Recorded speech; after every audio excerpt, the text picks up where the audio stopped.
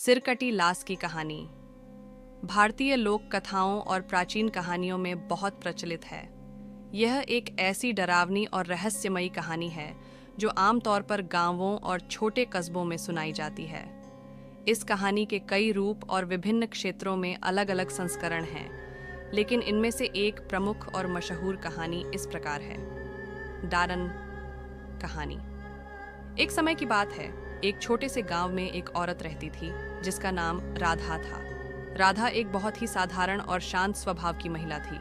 उसके गांव के लोग उसे बहुत पसंद करते थे क्योंकि वह हमेशा दूसरों की मदद करती थी। लेकिन एक दिन अचानक गांव में कुछ अजीब घटनाएं घटने लगीं। गांव के लोगों ने रात के समय एक सिर कटी लाश को घूमते हुए देखा। यह लाश अपने शरीर से अलग हो चुके सिर को ढूंढ रही थी।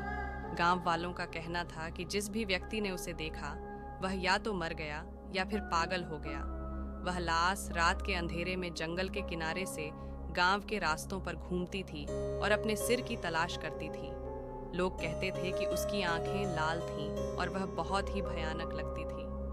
कुछ बहादुर लोग जो उसे देखने गए थे, वे भी वापस नहीं लौटे। कहानी का रहस्य। लोगों का मानना था कि वह लाश उस औरत की थी जो वर्षों पहले गांव में मारी गई थी। उसकी मौत एक दुर्घटना में हुई थी जिसमें उसका सिर धड़ से अलग हो गया था। उसके बाद से उसकी आत्मा को शांति नहीं मिली और वह अपने सिर की खोज में हर रात प्रकट होती है।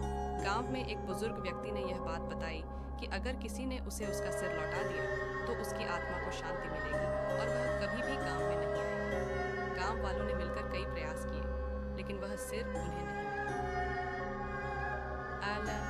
अंत। एक दिन एक युवा लड़का जिसका नाम मोहन था ने हिम्मत दिखाते हुए लाश की मदद करने का निश्चय किया। वह जंगल में उस जगह पर गया जहां पहले उस औरत की मौत हुई थी। वहां उसे कुछ संकेत मिले और उसने काफी प्रयासों के बाद आखिरकार उस औरत का सिर खोज निकाला। रात को जब लाश प्रकट हुई तो मोहन ने डरते हुए उसका सिर उसे सौंप दिया।